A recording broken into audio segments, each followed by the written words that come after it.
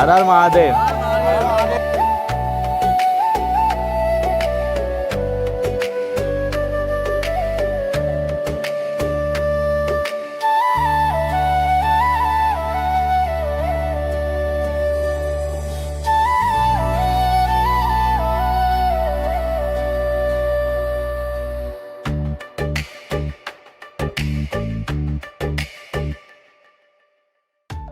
तो भाई एक बार फिर से आप सभी का स्वागत है केदारनाथ की एक बहुत ही महत्वपूर्ण वीडियो में। मेरी लाइफ में मैं आया हूँ 11th टाइम केदारनाथ। तो मेरे एक्सपीरियंस आप समझ गए होंगे, मैं केदारनाथ इतनी बार आ चुका हूँ तो मेरा कैसा एक्सपीरियंस रहेगा। तो इस वीडियो में आप जानोगे केदारनाथ यात्रा से जुड़ी सारी जानकारी, कैसे आए, कितना खर्चा हुआ, कहाँ रुकें, यात्रा कैसे शुरू होगी, उस सारी जानकारी मैं आपको इस वीडियो में देने वाला हूँ। ट्रैक की शुरुआत होती है सोनप्रयाग से और सोनप्रयाग से ही आप 50 रुपये में शेयरिंग कैब लेके आ जाते हो गौरीकुंड, जहाँ से हमारी शुरुआत होती है मेन चढ़ाई की।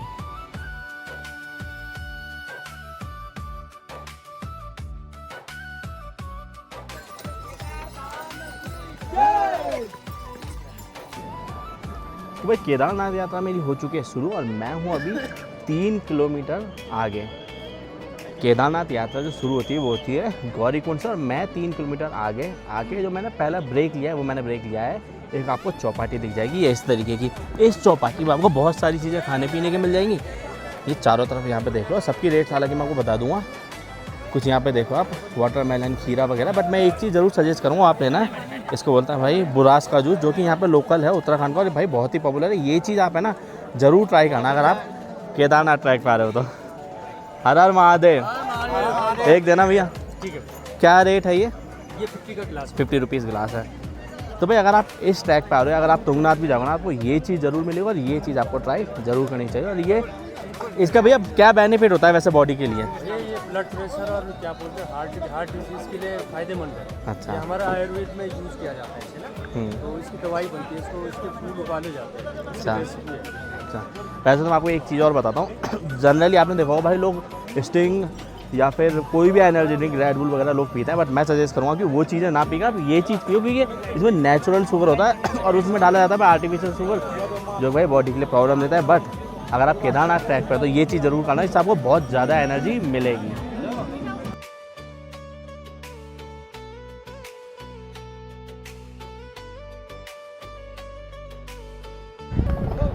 तो भाई अभी हम लोगों ने कर ली है 3 घंटे की ट्रैकिंग। 3 घंटे में हम कहाँ तक पहुँचे हैं? अभी हम लोगों ने आधा रास्ता कवर कर लिया है। बट मैं आधे रास्ते पे ही आके अब वीडियो क्यों बना रहा हूँ, मैं थोड़ा आपको है ना एक कॉन्टेक्स्ट देता हूँ और आपको बता देता हूँ कि ये जगह कितनी इंपॉर्टेंट है अगर आप केदारनाथ ट्रैक पर आ रहे हो तो। अब मैं आपको थोड़ा रास्ता दिखा देता हूँ। भाई ये देखो, अब एक है ना यहाँ पे चूतियापंथी बताता हूँ, यहाँ पे घोड़े का इस वाले रास्ते पे अलाउ नहीं है, फिर भी भाई ये शॉर्टकट के चक्कर में इधर से लेके जा रहे हैं। ज़बरदस्ती, ये देख लो भाई हालत। अब मैं आपको थोड़ा रास्ते के बारे में बता देता हूँ। सामने की तरफ है, देखो यहाँ से अभी हम लोग आए, इधर की तरफ है गौरीकुंड, गौरीकुंड से ऊपर चढ़ के हम आए। अब यह है एक बिल्कुल सेंटर पॉइंट, बिल्कुल मिडिल में। अब यहाँ से ये देखो ये पुल दिखेगा जिसको बोलते हैं भीमबली पुल, ये दिख रहा है, और इसी के जस्ट लेफ्ट में है रामबाड़ा। हालांकि उसके बारे में आपको वहाँ जाके बताऊँगा, अभी थोड़ा मैं आपको इस जगह के बारे में बता देता हूँ। आप जब भी आओ तो भाई भीमबली पुल से मत जाना, दोनों रास्तों में थोड़ा सा मैं आपको फ़र्क बताता हूँ। जो रामबाड़ा वाला रास्ता है वो बिल्कुल शॉर्टकट पड़ता है, ये लॉन्ग कट पड़ता है, बट दोनों में ये डिफरेंस है कि ये थोड़ा घूमते हुए जा रहा है तो ये स्टीप हाइट पे नहीं है। बट अगर रामबाड़ा से जाते हो वो स्टीप हाइट पर पड़ता है, बट वो शॉर्टकट है। वहाँ से आपको 1-2 शॉर्टकट्स और मिल जाएंगे ऊपर जाने के लिए, जो कि मैं आपको आगे रास्ते में दिखा दूँगा। रामबाड़ा की भी एक इतिहास जुड़ा हुआ है जो मैं आपको वहाँ चल के बताऊँगा। बाकी अगर आप यहाँ आ रहे हो, आप कन्फ्यूज़ हो रहे हो कि भाई 2 रास्ते हैं, किससे जाना है, तो भीमबली पुल ये रहा, रामबाड़ा बोला था आपको, रामबाड़ा से जाना है।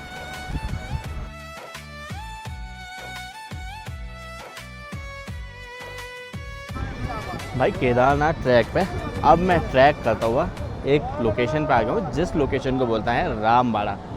इस पुल को बोलता है भाई रामबाड़ा पुल। अब ये लोकेशन मैं आपको क्यों दिखा रहा हूँ भाई, इसका एक इतना खतरनाक इतिहास है। अगर आप केदारनाथ आ रहे हो तो आपको ये पता होना चाहिए, जब केदारनाथ में आपदा हुई थी ना, तो भाई ये सब कुछ यहाँ पे ख़त्म हो गया था। इनफैक्ट यहाँ पे पूरा शहर बसा हुआ था, यहाँ पे भाई रहने के रेस्टोरेंट होटल्स वगैरह सब हुआ करते थे, वो सब भाई यहाँ पे तबाह हो गया केदारनाथ आपदा आने से पहले। और ये देख लो भाई, ये है रामबाड़ा पुल, और इधर की तरफ आप देख लोगे ये है गौरीकुंड वाला रास्ता। और यहाँ से भी भाई एक चीज़ और मैं आपको बताता हूँ, ये जो आपने चढ़ाई देखी ना, ये नॉर्मल चढ़ाई थी। अब रामबाड़ा पुल क्रॉस करके जो भी आपको चढ़ाई दिखेगी ना, वो पूरी भाई स्टीप हाइट वाली चढ़ाई है। यहाँ से भाई असली ट्रैक अब स्टार्ट होता है केदारनाथ का।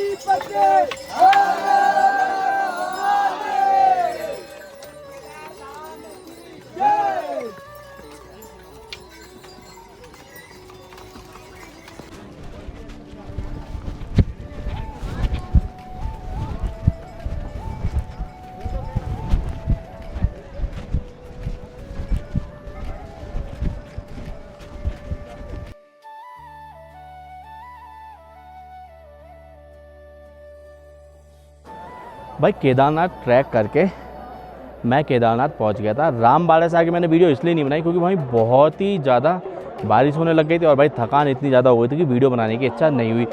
अभी मैं आपको बता देता हूँ इस वीडियो में कि केदारनाथ यात्रा में मुझे कितना टाइम लगा ट्रैक पे। मुझे ट्रैक पे टोटल लग गए 8 से 9 घंटे का टाइम, जबकि एक एवरेज स्पीड पर चलता हूँ मैं। केदारनाथ ट्रैक डिफ़िकल्ट नहीं है बट ईजी भी नहीं है। आप थोड़ा प्रिकॉशंस रख के करोगे तब केदारनाथ ट्रैक करके आराम से आ सकते हो। अभी मैं आपको थोड़ा बहुत बताने वाला हूँ कि केदारनाथ अगर आप टूर कर रहे हो तो कितना आपका खर्चा होने वाला है, कहाँ रुको, कैसे रुको। तो हम शुरुआत करते हैं। अगर आप हरिद्वार या ऋषिकेश से आप बस लेते हो तो भाई ऋषिकेश मैं प्रेफर करता हूँ। ऋषिकेश से आपको सोनप्रयाग की बस 500 रुपये में मिल जाती है। फिर वहाँ से आप आते हो सोनप्रयाग में। सोनप्रयाग में आपको बंक बेड अगर लेना चाहते हो तो वो आपको 500 रुपये में मिल जाएगा। अगर आप रूम लेना चाहते हो 200-2,500 रुपये में आपको रूम मिल जाता है। फिर वहीं से हमारी सोनप्रयाग से हम आते हैं गौरीकुंड की तरफ। तो गौरीकुंड के लिए हमें शेयरिंग टैक्सी मिलती है जो 50 रुपये पर हेड होता है। तो आप 50 रुपये आपके वो खर्च आएंगे। फिर ट्रैक हमारा 8 से 9 घंटे में जो भी आपका खाने का ट्रैक होता है। फिर हम आ जाते हैं केदारनाथ।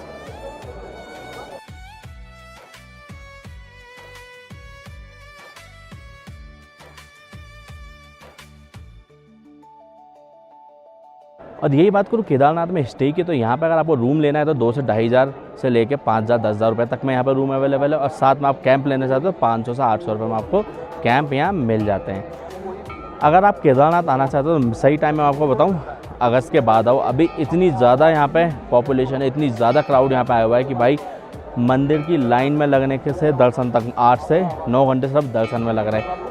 मैंने एक चीज़ देखी यहाँ पे लोग भाई बहुत ज़्यादा सिस्टम को क्रिटिसाइज़ कर रहे हैं, बट मैं सिस्टम को यहाँ गलत नहीं मानता क्योंकि भाई सिस्टम अपना पूरी कोशिश कर रहा है लोगों को मैनेज करने की। यहाँ पे इतना ज़्यादा क्राउड है, कुछ लोग लाइन तोड़ के बीच में घुस रहे हैं, बदतमीजी कर रहे हैं, तो भाई बहुत ज़्यादा प्रॉब्लम आती है। तो हमें खुद पे भी कंट्रोल रखना उतना ही ज़रूरी है सिस्टम को ब्लेम करने की जगह। आपको बताता हूँ अगर केदारनाथ आ रहे हो तो आपको यहाँ पे क्या क्या करें।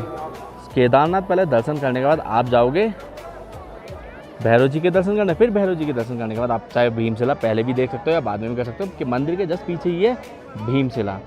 ये भीमशिला आप देख लो। भीमशिला का भी इतना महत्व है क्योंकि जब केदारनाथ में आपदा आई थी पीछे से तो भाई ये भीमशिला ही था। आप लोग इसको चट्टान बोलते होंगे बट हम इसे भीमशिला बोलते हैं। भीमशिला ने ही मंदिर को बचाया था। भीमशिला से पानी टकरा के चारों तरफ इधर की तरफ गया था, पूरा एरिया तबाह हो गया था।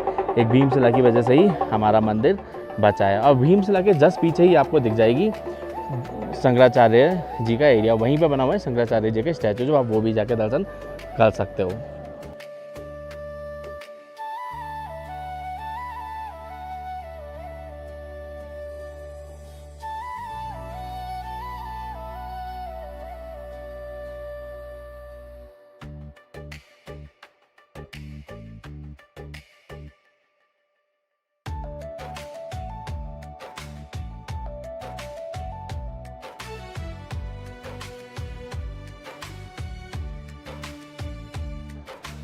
भाई अगर आप केदारनाथ दर्शन करने आ रहे हो ना तो आपको भैरव जी के दर्शन करने भी बहुत ज़रूरी है। अगर आप केदारनाथ आते हो और आपने भैरव जी के दर्शन नहीं करे तो आपकी यात्रा पूरी नहीं होती।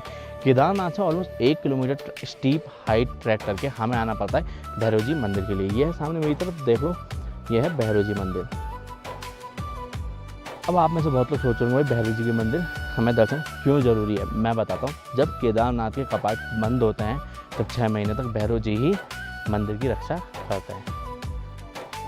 यही अगर बात करूँ केदारनाथ में खाने की, तो यहाँ पे आपको भाई एक टाइम का खाना 200 से 250 रुपये में आपको थाली मिल जाती है, तो आप वो चीज़ें भी ले सकते हो। बाकी खाने की क्वालिटी की बात करूँ तो खाने की क्वालिटी भाई ठीक ठाक है, इतनी आपको खास मिलेगी नहीं, क्योंकि भीड़ इतनी ज़्यादा है तो भाई क्वालिटी मेंटेन नहीं हो पाती। अब मैं बात करता हूँ यहाँ पे पानी के लिए, जो बहुत ज़्यादा क्रिटिसाइज़ करता है कि 100 रुपये की पानी की बोतल मिलती है।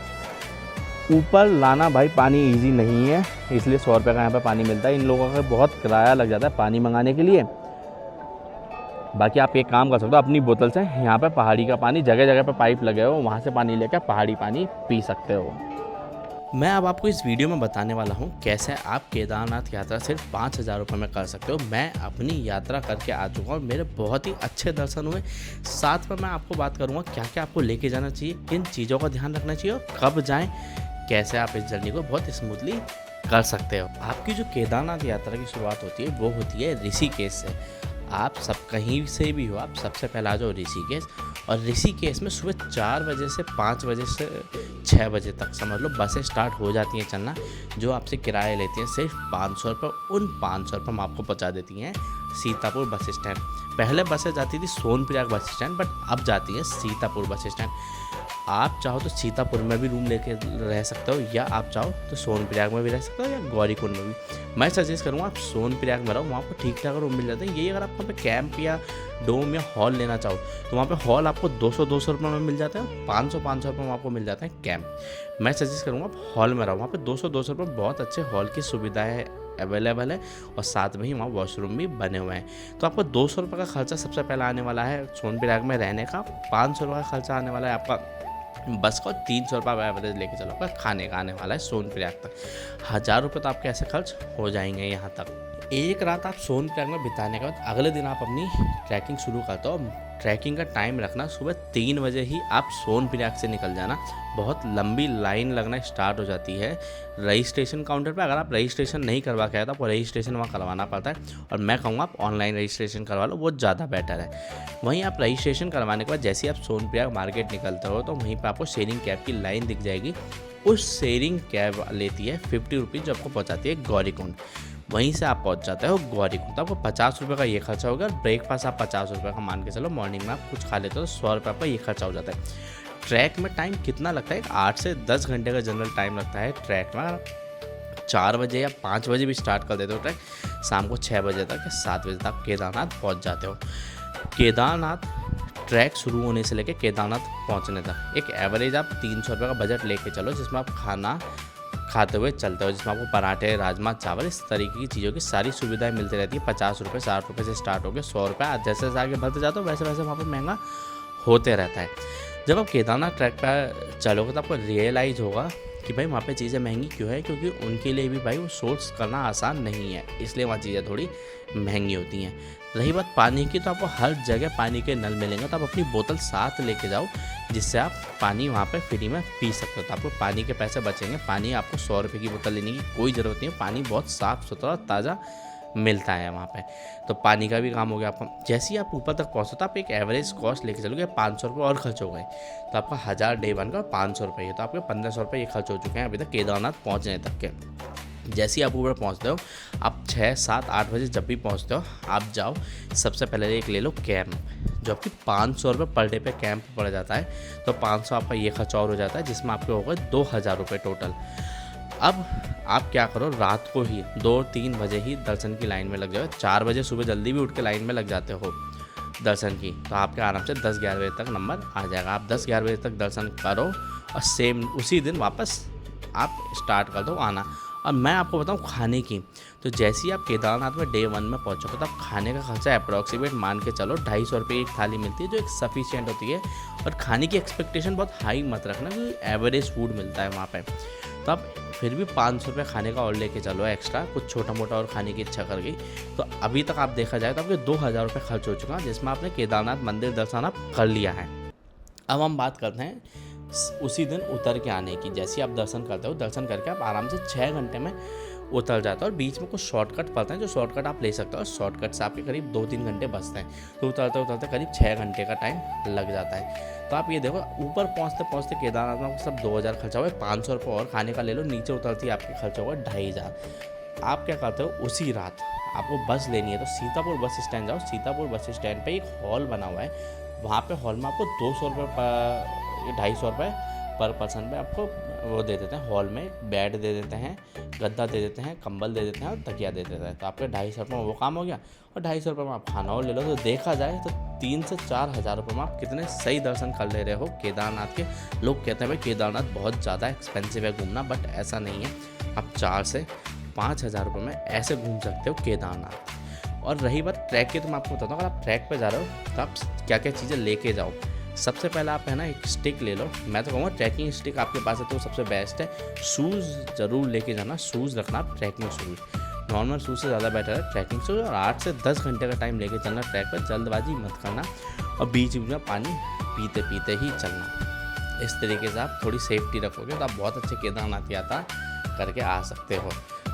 और जो भी केदारनाथ जाना चाहता है, हर हर महादेव कमेंट में लिख दे, और इस वीडियो को शेयर कर लो और सेव कर लो, जिससे आपके काम आए केदारनाथ यात्रा में। अगर आपको और भी कोई जानकारी चाहिए तो आप कमेंट कर सकते हो और मुझे इंस्टाग्राम पर मैसेज कर सकते हो, मैं उसका जवाब ज़रूर दूंगा। हर हर महादेव।